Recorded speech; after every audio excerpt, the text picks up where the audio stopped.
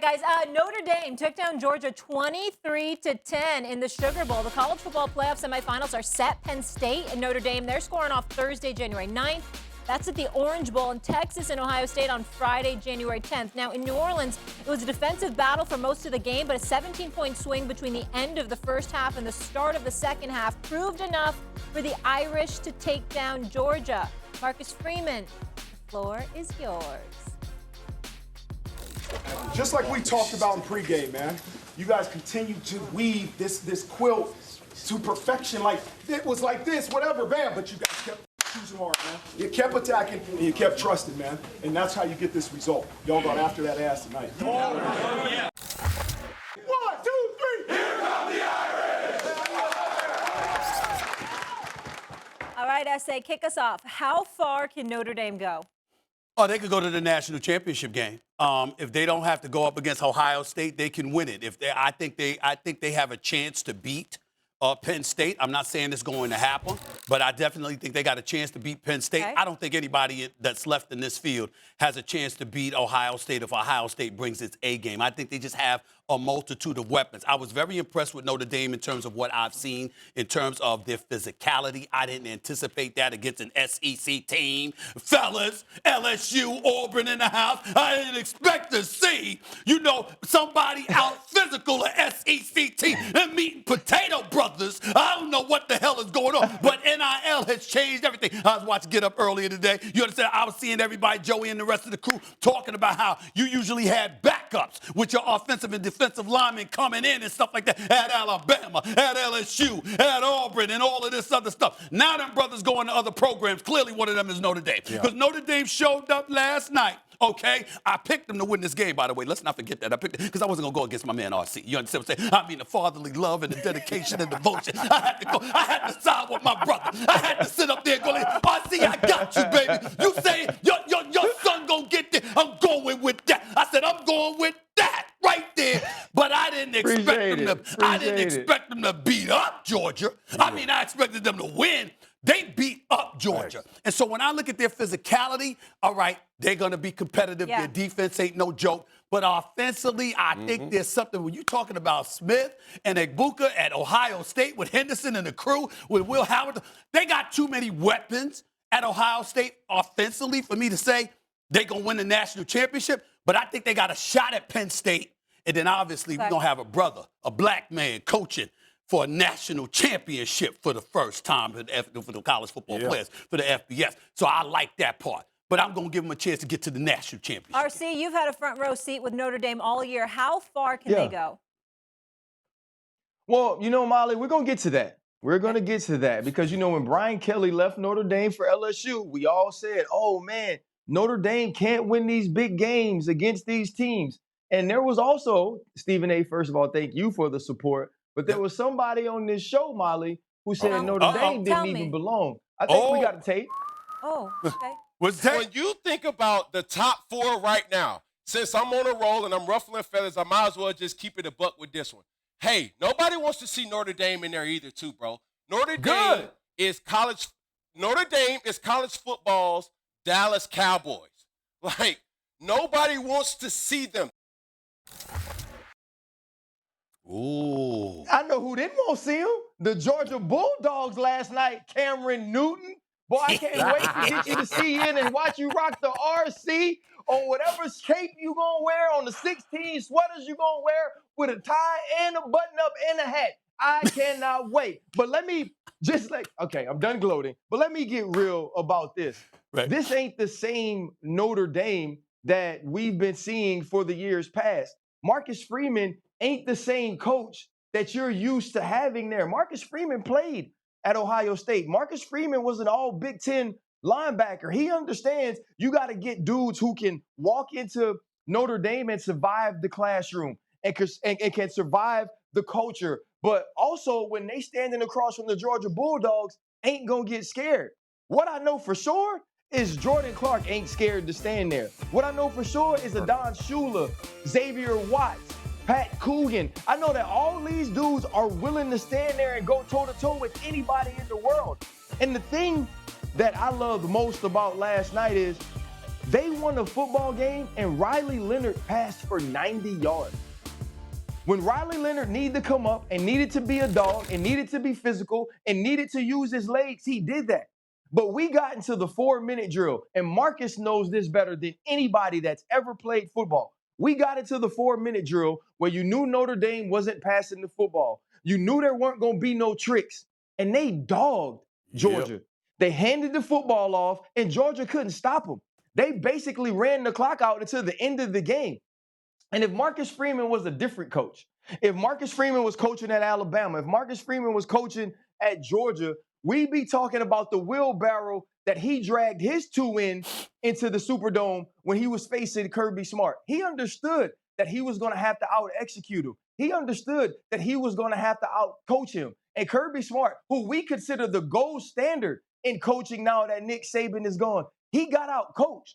His team got out-physical. And I don't know if they can win it all. I watch Ohio State, and I say the same thing about Ohio State now as I said at the beginning of the season. With what they put into that team, with the people that they kept, nobody should be able to beat them. But what I do know is nobody is going to stand across from the Notre Dame Fighting Irish and be more physical than they are, or them boys ain't going to turn coat and tuck tail and walk into the locker room scared to play. And as a father, right, and as somebody who was a fan of that team, that's all I've seen from them boys the entire season. When they lost to NIU, we all counted them out, including their coach. And all they've done is win every single game since then. Ryan Clark, you said something that the Notre Dame Fighting Irish is not the same Notre Dame team. But I can say the same thing about University of Georgia not being the same team. This is the weakest University of Georgia team that we've seen in the last 5 years. And you know that. On top of, they play with a backup quarterback. On top of, they had 2 turnovers. On top of, they had to muster special teams touchdowns to win. Okay, cool. Did they control the line of scrimmage? Yes. But was that the best UGA team? No. Okay, I'm also looking at when I made my statement about nobody wants to see Notre Dame. I stand by that, and I'm not the person that's going to go with the trend, as you guys obviously know. I'm okay with speaking my mind. Oh, thank you. Hello. So now I'm going to also double down on this statement by saying this. I'm used to seeing teams earn their way to a national title. I'm used to seeing teams be the best. I don't think 100% that we're seeing the best teams compete. Okay, why do I say that, Cam? Okay, Notre Dame played 6 top 25 teams in their year this year. You want to know who those top 25 teams were? Texas A&M, Louisville, Navy, Army, Indiana, and a depleted UGA team. They have the 58th strength of schedule. Yeah, you saying RC, yeah, you're looking down. No. Look at me when I'm talking to you, bro. You have to understand this. Notre Dame has had a cakewalk to their situation, playing teams that they've played versus teams that Texas played versus teams that Ohio State even played. Tighten up. So that's what I mean when I say certain things like that. You haven't earned the right, and I double down on that. Go ahead, Swagu. I think they can win it all. I think they can win it all. I talked to RC. Me and RC was talking about the Georgia game in the green room. I said, hey, bro, don't be surprised if Jordan didn't walk out of there with a win. First of all, experience got to matter at some point. Like I know Georgia wasn't full strength, and I understand that, but they've been here before, and nobody thought Notre Dame would win this game, even with Georgia backups quarterback playing in the game. We thought defensively the Georgia Bulldogs would take over Notre Dame's offense because Notre Dame is not explosive. But what I saw last night was a defensive line that can change the game. I saw an offensive line that can grind out a win and a quarterback legs that can be effective in any game. I'm with y'all. Ohio State is the most talented team in college football. But that when we get Cam, you know this, been in the national Cam, you had to come back from a 25-point deficit to win a game, to move on to trying to win a national championship. We had to play Oklahoma, who everybody said was the greatest offense in the history of college football when we won the national championship in 2003. You know, for that 3.5-hour window, it's about what couple plays you can make in order to get a championship. It ain't necessarily always about the best team. I think that's what makes championships more enticing for people to try to figure out what's going to happen. Here's the thing, too, bro. Football will never not be a line of scrimmage game. And you can make a hard argument that Notre Dame, both lines of scrimmage, can dominate games from a physicality standpoint and from a control the game standpoint like they did against Georgia. I did not think in a million years that Notre Dame offense would be able to do anything. Let alone, they didn't do much, but the possession that they had at the end of the game, where they continuously ran the football and got third downs against Georgia's defense, it said a lot to me about how they can actually play these games. And their star running back was a little bit banged up as well. Okay. I think they can win it all, man. RC? Go ahead, RC. Riley Mills, the best defensive lineman for the Notre Dame Fighting Irish, is done for the year. He got injured against Indiana. Howard Cross, the second best defensive lineman who was injured coming into the game, gets hurt in the second quarter, and he's gone. Two starting offensive linemen that were on this offensive line at the beginning of the season, he's done. Benjamin Morrison, who would be a number one round draft pick at the corner position, has been done since half of the season. They're playing with a true sophomore and a true freshman at the corner position. I get it. We want to give Georgia excuses. You're talking about good wins? Please go check who Texas beat this year. The only good SEC team they beat was Texas A&M, who, by the way, Notre Dame went to week 1 and beat them in their home stadium before they even knew who they were. Jeremiah Love, who has scored 13 straight games, and Notre Dame record, he is out in the first half. You're talking about the people they lose. The only team that I see who ain't crying about who they lose is Notre Dame. They're just playing, and they're not asking for you to say, hey, we want to see you. They don't care if they want to be seen. Listen. Manti Te'o, 1 second. Okay. Manti Te'o spoke to the team a week before the playoffs, and he told them this. He said, I will not wish you luck because luck is for teams that don't belong. Yeah. I got it. I get that. And for the purposes of this segment, RC, we're going to call you Proud Papa. We're going to call you Proud Papa. Proud Papa, I get you. I understand what you're saying. I understand what listen, I understand that. And listen, I ain't mad at him. I'm great pride. Listen, I've been rooting for Jordan. You understand what I'm saying? I'm paying attention to because of Jordan. You understand what I'm saying? I mean, that's family right there. I saw you go like this and put up your watch, showing off your watch and all of that stuff like that. You ain't got the floss like that, my brother. You ain't got the floss like that. But we'll get into it another day. Here's the deal. Even though I get where you're coming from, RC, and I'm not necessarily disagreeing with you, let's not dilute the point that Cam Newton is making. Mike Bobo, the offensive coordinator, come on, bro. Come on, man. He's been struggling all year. They want him going. He ain't done a good job at Georgia. He got the job because he's Kirby Smart's friend. And the likelihood that he ain't going to be there next year. They've been complaining. We know this. You know that better than me. So we got to pay attention to that. We also got to pay attention. 9 tackles for a loss. 9 tackles for a loss. I mean, Gunnar Stockton, use your backup quarterback. He didn't have a bad game, but he was under pressure all night long, right? We got to pay attention to that. That's not something we usually associate with Georgia. So injuries aside and all of that stuff, I think what Cam is saying is a more profound point from the standpoint that this ain't the Georgia that we saw win back-to-back national titles. That should have been in the playoffs last year. This ain't the same team. So my question this ain't the same team. My question to you and Cam is, all right. So what was Notre Dame supposed to do? No. They did what they were supposed to do. Are we discrediting Notre Dame because Georgia's not as good as they normally are? Playing off a list of people that's hurt for Notre Dame. Here's the point that I think needs to be made. Right. We expect better competition for Notre Dame down the pipe with Penn State and whoever they're going to meet in the national championship game. Yep. The Georgia team that they met ain't what we expecting to see. That's fine. All right, Cam, get in here.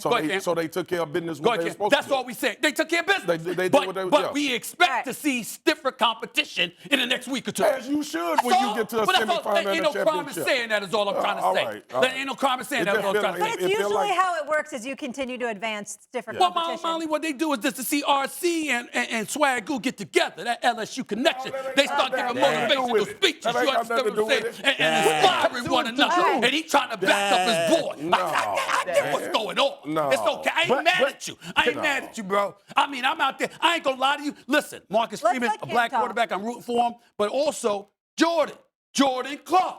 Damn it, that's family. You damn right I'm rooting for him. You're apologizing for that. It's personal. Go ahead, Cam. I see a situation where, thank you for clearing up my point, Stephen A. And that's all I'm saying. I'm not discrediting Notre Dame because you don't choose who you play. You just play who you play, right? I'm looking at where we're about to see a situation that happened a couple years ago, right? The national championship won't be played, I think, is it January 20th? That's not going to be the national championship. The national championship is going to be played Texas versus Ohio State. The winner of that is going to be the national champion. Why do I say that? A couple years ago, when C.J. Stroud played UGA, that was the national championship. It wasn't when UGA played TCU, because TCU had skated all the way through playing lesser talented teams. I'd pick Notre Dame to beat Texas, or I'd pick Notre Dame to beat Texas, or I'd pick Notre Dame or Penn State to beat Texas. I'm sorry, Cam.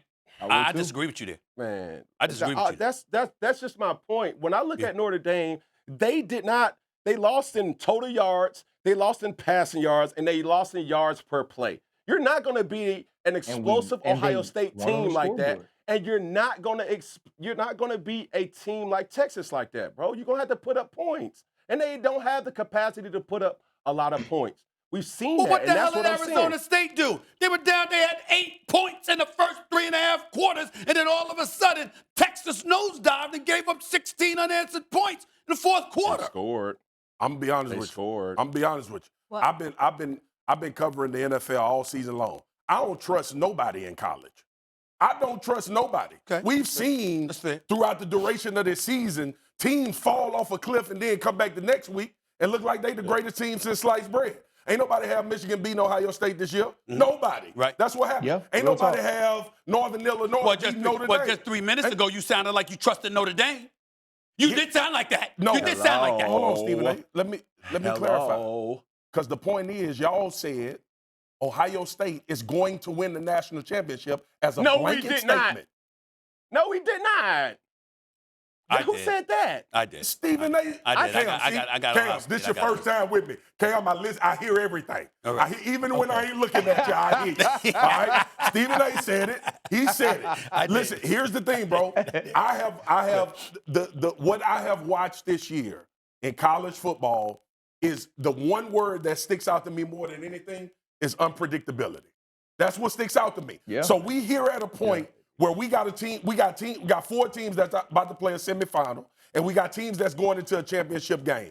There's a lot of variables that can take place, one, before we get to that championship game, but more importantly, Stephen A., let's not act like each one of these teams that's left in this field haven't had a fall or a downfall at some point of the season. I feel you on that, but do you see any offense left in college football nearly as explosive as all the weapons that Ohio State has? No. So that's all I'm saying. That's all I'm saying. No, we always knew that. All right, that's fine. My bigger issue with more so Cam's point, but the point of it all, or I think what we should be saying is there's more parity in football right now than there's ever been.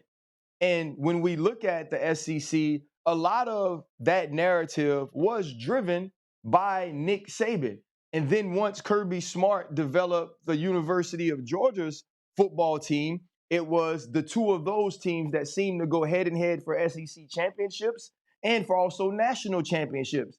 And within there, you'd get Tim Tebow's Florida. You'd get Joe Burrow's LSU. You'd get Cam Newton's Auburn. And so you sprinkle those teams in. And so we, as the SEC, because I'm part of it, we would get opportunities to say, look how we have dominated. When in truth, it was two universities that dominated more than any of them. And then every now and then, because so many of those schools get great NFL players, they would have their year. What's happened now is the starting cornerback at Penn State was a 5-star that went to Georgia first. He didn't play early on, so he left, and now he's starting there. When you look at the Notre Dame Fighting Irish, you go get Riley Leonard, you get R.J. Oben, you bring in Harrison, who has the punt return. You go get Bo Collins at Clark, and now with the Xavier Watts and all these people you develop, you have a football team that could compete. Go ahead, Steve. We running out of time, and Swagu wanted to chime in real quick. Yeah. Go ahead, man. Go ahead, Chime. Since we got Heisman Trophy winner Cam Newton on the show, Cam, where were you in college at first? University of Florida. Florida. Okay, so this is how I explain the SEC to people. Your second and third guys can win Heisman's and be first-round draft picks. That no longer exists. Mm-hmm. Right. Those guys are going to other schools, Correct. starting early and Fair. playing. Fair. RC knows this. Guys on LSU roster when we were there that didn't play were first-round picks in waiting. It was no Yes, sir. question that they weren't going to be first-round draft picks, really good players, superstar. You just had to wait because it was another Heisman Trophy winner or another first-round draft pick in front of you. That's what has changed in the SEC. And I don't want to hear nobody talk about the SEC and how people hate that they wasn't dominant. Damn conference won 13 out of 15 national championships. That's the reality of where they were. The NIL and the transfer portal have changed that. All right, I love this Friday crew. I hate to cut it off, but we got to keep ahead. it rolling.